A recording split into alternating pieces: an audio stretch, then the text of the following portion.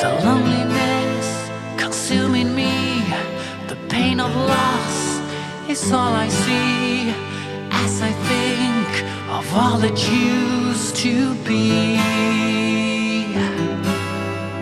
Years have come and years have gone, strings of light don't stay for long. Ok, chiquillos de Rock a la Vena, ¿cómo están? Un capítulo más, una conversación más. Y hoy tenemos un invitado especial. Próxima su presentación 12 de febrero en Forcer, acá en Santiago, su regreso, aquí con su vocalista, el Mr. Olof Wikstrand. Olof, Hello. how are you, sir? I'm great. How are you? I'm okay. Thank you for asking. Yeah. So, thank you, sir, for your time. Thank you for being here. First of all, how you doing right now? How you feel? It's a Saturday night here in Sweden, and I feel great. Honestly, it's I had some chill days here. I'm currently in my hometown, Arvika. Been here for a couple of days. It's pretty amazing, yeah. So you taking like some rest right now, like a small vacations. Yeah, well, I when I'm not doing music, I work as a music producer also. So Okay. I can work from pretty much anywhere. So I'm spending some time with family here. So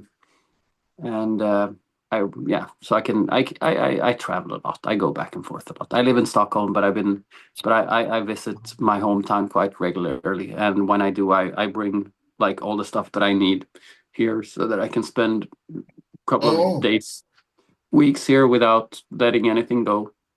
Nice. Yeah. Well, you're gonna be here back again to Santiago next February 12th, okay? Yes. Yeah. And you're gonna be promoting the last record, Nostalgia. How you pronounce it? Nostalgia? Like in Spanish? Yeah. Yeah? Yeah, I guess so. Yeah, you can. It's a word that occurs in most languages like that, I guess. So you can just say it any way you want. Nice. You know, Nice. I don't know if you remember your last visit here in Santiago. Yeah, I do remember. Yeah. Yeah, that was an awesome show. And then you wanna come back again. A lot of people want to see the band, a band that is being evolving through the years. And now with this last record, you're still doing the, I don't know how maybe call it like your brand, like speed metal, but this time you have some speed maybe mixed with other genres like hard rock, like other tempos, let's say like that. Yeah, I mean, yeah. Yeah, right? I think this album was a little bit more back to basics. I think we were, with the previous album, we were experimenting a little bit more, but this one is way more back to basics, more heavy metal, more straightforward rock metal. Yeah. Wait, what kind of I know that you have a song, I don't know if dedicated, but related to Latin America. Yes. Yeah. How that come? What the idea? The name of the song, Metal Supremacía, or Metal Supremacy. Yeah. How come down? Whose idea? I mean, well, we did on the previous album, we did a bunch of like Spanish like tracks, just for pretty much for fun and as a tribute to the South American scene. But this time I figured out I would do one song exclusively in Spanish, and that was a lot of fun because you can, for me, I can sing things that perhaps in English would sound a bit cliche, but when sung in a different language, it doesn't sound like cliche. I could do that. I could do that because in English it's been done so much to the point where it's like where it will come off as like almost as a parody if I would do it in English. But if I would sing those English in Swedish or in Spanish, it feels like I can do it again with the same passion, the same passion as it would have been if it was sang in English for the very first time. So maybe this is just a question. Maybe we can see some in the future, maybe some Spanish record, like entirely, or this is just experimental? No, it's just experimental. I'm not sure that I will do that once again, but it depends on a little bit how it's received also, you know, if it's we put out the video for that song, and you know, if we go, like, when we go back to Latin America in February and we see that people really, really like that song, you know, then we would do perhaps something similar again. But if people don't really care, then it's like pointless for us to do it again. It's like, it's, you know, like everything you do with a band, it's trial and error. You try some things, you see if it works, and then if it works, you continue to do stuff. And if it doesn't work, you try something else, you know. That's pretty much how it works playing in a band, yeah. Agree. Yeah, so it depends a little bit on the reactions. Was difficult to perform this song in Spanish, like singing the voice, because like you say, sounds are different in the words. Yes, but this one is specifically written in Spanish, so I'm not completely fluent in Spanish, but I'm basic in Spanish, I guess, or yeah. So, but I'm just I'm just very generally interested in languages, all types of languages, to learn languages, to you know, learn the history of language and where everything comes from, and how like all the languages and words are related to each other, and stuff like that. So it's just something that I like to play around with, different languages. Nice. Yeah, I spoke, I can't remember, with Andy Dennis from Halloween, and he's like that. He managed very well the languages. He knows like Portuguese, Spanish, of course, German and English. And it's pretty cool because you can play, you know, in between songs, put some other words, you know, like now people, I mean, I'm from Latin America, so for me it's like, okay, in forces like Latin America, you create that kind of connection, the band. Now you have this gift that for me is beautiful song. I love it. And in Spanish, pretty cool because we can sing in Spanish. So it's something that maybe you want to see it. And I hope that all the people like it, because it's going to feel like everybody in the same mood. Spanish. And I think, you know, one thing that gave me the idea to sing in Spanish for the first time was that I saw that some of our older songs were on YouTube with Spanish subtitles, and those songs got incredibly much views.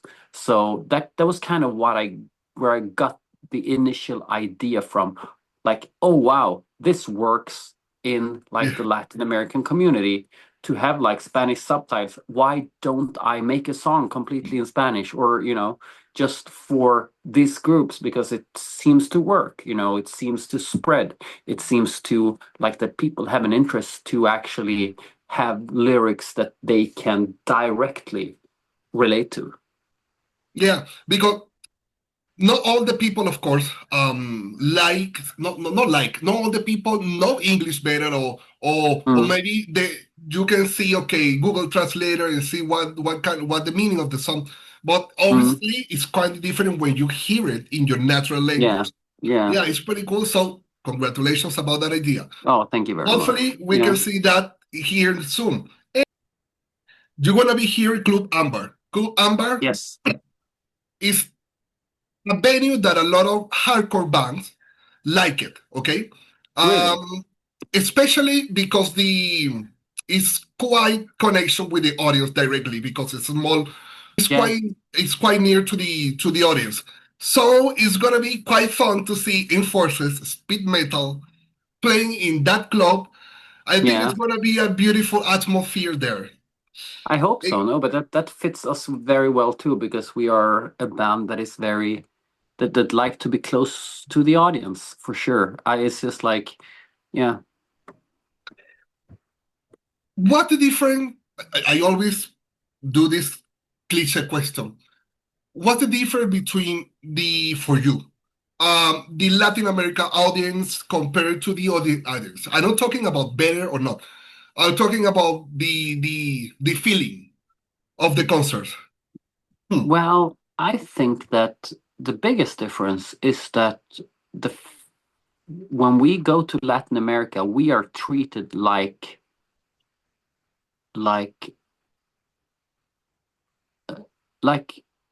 I how can I put this? But we're treated differently compared to Europe.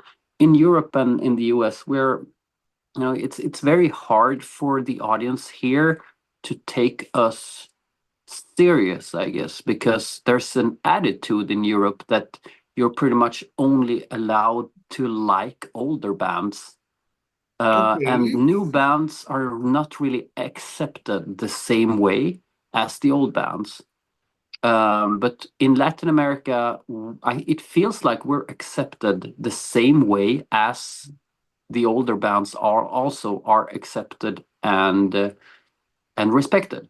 It feels so much more real, for example, and I think that's the biggest difference, that I really like how Latin American crowds are accepting new bands, young bands, the same way as they respect the old bands. It doesn't work like that in Europe. If you're a new band, people don't really respect you. People only respect the old bands, and that's completely fucked up, I think. Yes. Because I know that everybody has the own, you know, favorite bands or whatever. Of course, the regular, you know, Maiden, Metallica, whatever. But here in Latin America, we always listen to music. Like, what's new on all new playlists on Spotify or I don't know, anywhere. It's the metal is more alive. It's more alive, and it's more, you know, and it's more real, and it's more present here and now. Everybody in Europe just either look back, or they listen to shitty trend bands that aren't even metal. Yes. And I realized I had an interview with Patrick Manelli from Pestilence. He told me something. He told me something like that. Like, a lot of people have this idea of music, like, I like metal, so I need to hear the metal legends. And he's that kind of guy that they don't like to hear new music because it's poser, or because, I mean, they are not legend enough to hear, you know, I don't know, Enforcer. I mean, people like got stuck in the past. So, and let me tell you something. Here, of course, you have this kind of people. So we call them like true people, like true. They call it like true metal people. Like, they hear the first 3 records of Metallica, and the rest is shit. So, but the most Latin American people, we like to hear something new, because we always consuming every day on Spotify, every day, like, watching DVDs. And Enforcer, in my case, was like that. Typical reunion with your friends, and I made you that. And that's what it's supposed to be like, you know? Exactly. I'm agree with that. I made this question, but I don't know. Talking about nostalgia. I saw an interview with you a few months ago, and you was talking about nostalgia, the melodies, the genres, but you said, like, someone asked you, like, if nostalgia still being speed metal, and you say yes, still doing the speed metal, but you say that like the question before, like, you have some kind of mystics, hard rocks, whatever, you know, back to the basics. But nostalgia in Spanish means something that you miss. Okay? So, I don't know, for you, when you did this record, you did it with that kind of idea? Like, you're missing something? Or was just a word that you pick random? I mean, the concept of the song, I guess, kind of refers to that you get older and you realize that you already lived half your life, you know, and your days are counted somehow. You get through You get through youth and you come out like as an adult on the other side, and you realize after a while that, oh my, I already lived half my life. What am I gonna do with it? And you see, you lived long enough to see how things around you, changed, wither, die, and age. And it's like the song is just a reflection on that existential matter, I guess. Okay. I like this. Since you did the diamonds and that, and now how long it's been since the last record? What, 10 years maybe? Yeah, right? Something like that. The last record we put out in 2023, I think. Yeah, well, almost. Yeah, and before that it was 2019, and before that it was 2015. So yeah, we put out almost six albums over 15 years, something. It's something like that. Yes. Okay. Yeah. So enforcers, of course, is being evolving because you have more knowledge how to record the song. Well, you are a producer, and you're always learning each record, and you see the whole balance of the band. For you, what is the most different between Enforcer from Diamonds and Enforcer from Nostalgia? And now? Well, I think the biggest difference between the band like 20 years ago and today is that 20 years ago I think that I was so focused, maybe not on writing the best songs, but to recreate the sound, a sound from the past. And that was my focus. But right now, I think that for every album that we made, we found our style more and more. Something that is instantly recognizable when you hear like half of a second of a song with us. I would like to think that when you hear Enforcer, you will recognize the sound in a second, because I would like to think that at the same time that it is very true and genuine to the heavy metal style, it's also very unique and very, and very recognizable. And I think for every album that we managed to sound more and more like ourselves and nobody else. While I think in the beginning we had such a focus on trying to sound like something that was recorded in 1983. Okay, nice. I think that's the difference. Yeah. It's a huge difference. Yeah. Exactly. Well, I mean, part of create something is grab different things of your favorite things to combine it and put your own style. Of course, but now you say that Enforcers today sounds more like Enforcers. Yeah, I think so. Yeah, right? I would like to think so. Yeah. I'm agree with that. This, I don't know, I don't want to call you a young band, but of course, comparing to, I don't know, Maiden or whatever. Yeah. But mostly all the new bands, if you hear the trending one, I don't know, any names, they always try to sound like X, Y, X, but not all the people or not all the bands get through with their own sounds. And that's quite difficult. I mean, like Maiden is Maiden. AC/DC sounds like AC/DC. They have their own sounds. Now, Enforcer is evolving to be Enforcer, and not like other heavy metal bands that like to sound like, I don't know, Saxon, whatever. Yeah. So, and that's pretty cool that you nailed it. Yeah. That's kind of how I see it too, Beautiful. Yeah. Now, I have some funny questions because I don't like to do this kind of interview like the regular ones.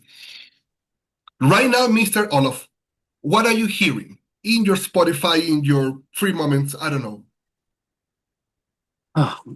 Very good question. I listen to a lot of different music. I don't think, I think it's very important as a musician to always listen to different type of music if you want to do something that is creative and inspired, and nothing that would sound just like a cliche band. But I listen to a lot of things. I've been listening. It's like the past couple of years, like I've been having some periods. I've been listening to a lot of melodic rock. Okay. I've been listening to a lot of jazz fusion. Oh, beautiful. And I've been listening to a lot of classical music. Classical, like Beethoven? Yeah, like classical, Baroque, romantic music, pretty much anything. You know, what else have I been listening? But that's except from like the typical, like predictable stuff. I guess that's something that I've been having like periods of like intensively listening to. Yeah. But lately today I listened to Slayer and I listened to Kiss. Yeah. Oh, That's exactly. like what I've been listening to today. I listened to Raining Blood and South of Heaven, and I listened to Creatures of the Night with Kiss. Oh, beautiful. That's the 3 albums that I managed to listen to today. Yeah. Oh, really? Okay. Yeah. That's quite specific. Okay, nice. Yeah. Nice. And that's true. I mean, if you're a musician, I'm not a musician, but I like music. And I like to hear everything. And believe me, as a Latin American, I like salsa. Of course, I don't dance, but I try. And it's pretty cool to hear different things because you can appreciate more music. You know, sometimes as a music press, you're always going to concert, you know, to do the review and everything. Yeah. But now I'm in this part of my life that I want to go to that kind of concert that nobody likes. Yeah. Not likes. I mean, they are unknown bands or something like that. So in that kind of journey, not discover, but I met a band that I really like, and I think it's from Sweden, Blue Pills. Yeah, no, I know them. Yeah, we shared stage on festivals a couple of times, and I think that some of the people are from near my hometown. Even I don't know them personally, but that's pretty cool. That's pretty cool. The woman sings beautiful. Yeah, no, they're definitely a good band. Yeah. Can't remember Miss Larsson, I believe is the last name. Can't remember, and that's pretty cool. They are like a new version of hard rock, maybe Led Zeppelin, more harder band in this year. Yeah, and that's pretty cool.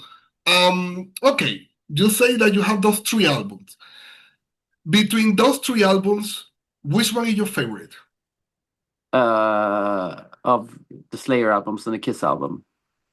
Oh, yeah, well, I think Raining Blood is my favorite out of those 3. An album that I pretty much any time of my life can listen to back to back. It's hard to deny the greatness of that album, I think. Okay. Yeah. If you have the opportunity to choose your opening band here, you can do it? In Chile? Yeah. Yes. No, I don't know. I'm not really. I have not organized the tour or the specific show in Chile or in any other country. It's not really up to me. But if I got a shout out to a Chilean band, it would definitely be Acero Letal. Oh, really? Yeah, no, I think they're great. They're great guy. Yeah. Amazing band. I really like the energy and what they're doing. Okay. I'm going to send this video to them. That's pretty cool. Okay, you do it. Yeah. That's pretty cool. Exactly, because producers seeing this kind of stuff, so they can put the Acero Letal to like opening act. Okay. If we have nothing else planned, that would be an honor. Of course, I like them a lot. Yeah. Nice. Which other band you know from Chile? From Chile, what else do I know? Well, we played with a bunch of bands throughout the years. I also worked with some bands from Chile. Um, what were they called? It was like a band called Metal Grave that we played with a bunch of years ago. And also we played with, I made an album for a band called Condenados. Okay. What else do I know from Chile? Well, like present day bands or older bands. I don't know any like older bands. Well, you have Pentagram. Yeah, Yes. but that's a little bit too extreme for my taste, I guess. But yes, Criminal. That's one of the biggest ones. Yes. But I do know about them for sure. Nice. What else do we have from Chile? Well, you have Nuclear. Well, that's almost thrash metal. Yeah. But I appreciate a lot the Chilean metal scene for sure. It's very dedicated and it's very genuine, and it's like no bullshit. No. Here, well, very serious. Yeah. I'm not Chilean. I'm from Venezuela. Okay, yeah. But I've been living here since 2017, I believe. Okay, so yeah. I seen the metal scene here in Chile, and it's very, I don't know how they call it, very passionate.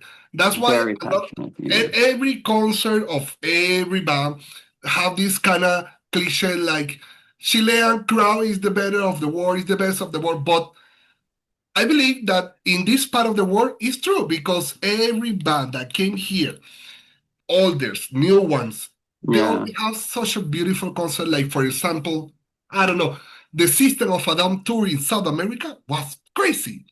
That was a hell, like literally. So here was awesome. Even the Green Day show here was nuts.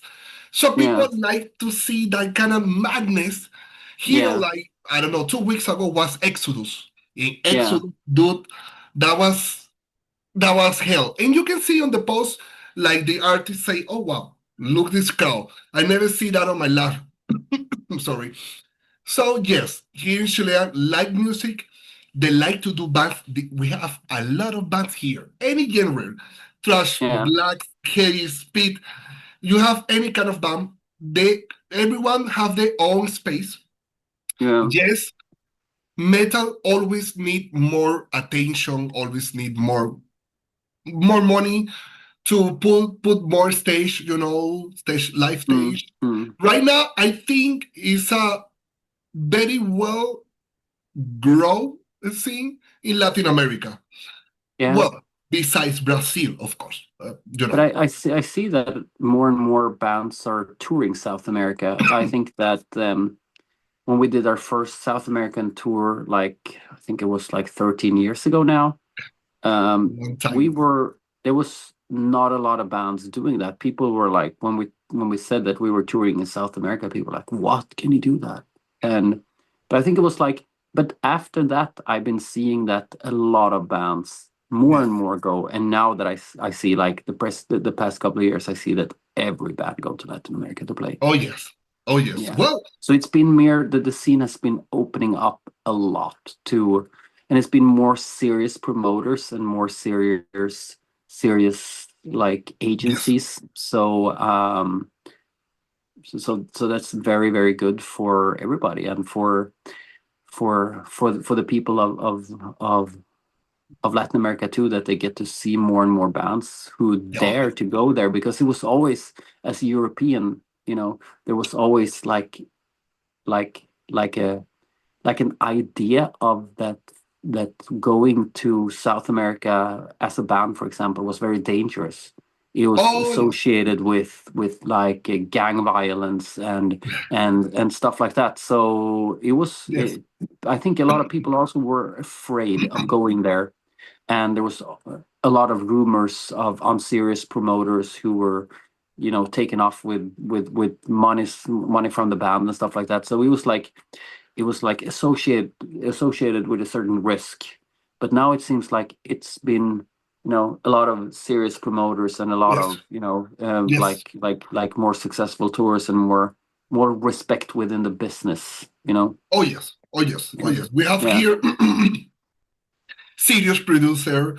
Well, of course, massive producers too. And I have an agenda okay? Yeah. With all the shows during the year. And if you see it, you have like every day you have a show. Yeah. And I'm talking about metal. Huh? No. Every day, big band. It's like, for example, today you have like 3 concerts.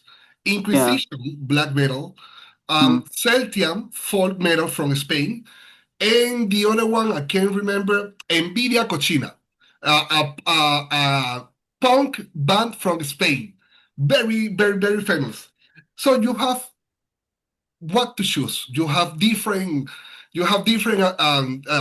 options for metal people or people that like rock in general. Yeah. Including, we have a jazz festival today for free. So, oh wow, so and much. I think it's healthy. That's healthy from the scene. That's way more than what we have in Stockholm, where I live. There's not so much shows coming through. Actually, it's like not the way it used to be. And we can think that is not true, because we always say that band sounds beautiful. Let me guess. Yeah. Sweden, right? We the Latin America, we see Sweden as a reference. You have X kind of bands, X amount of bands. We have a lot of great bands, but maybe not so great crowds. It's really hard to pull great crowds to Swedish shows, but really? Okay. Everybody plays in a band. Yeah. Well, exactly. Okay. Well, any final words to the Chilean fans from Mr. Olof from Enforcers? We're super excited to come back to Santiago once again, and we can't wait to play our show there and to hang out with all the metal people of Santiago once again. Let's do this. Okay, this is Olof from Enforcer. You're watching Rock a la Vena. All right, what a pleasure talking to you, man. Yeah. Yeah, thank you, sir. Bye-bye. Bye-bye.